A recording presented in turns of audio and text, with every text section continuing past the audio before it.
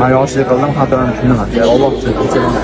Ha, yana aytaman senga. Sani o'sha kuni efirda ham aytdim senga. To'g'rimi? Ukam, seni Alloh uchun kechirdim. Bunaqa ulug' kunlarda senga men birorta yomon gap gapirganman.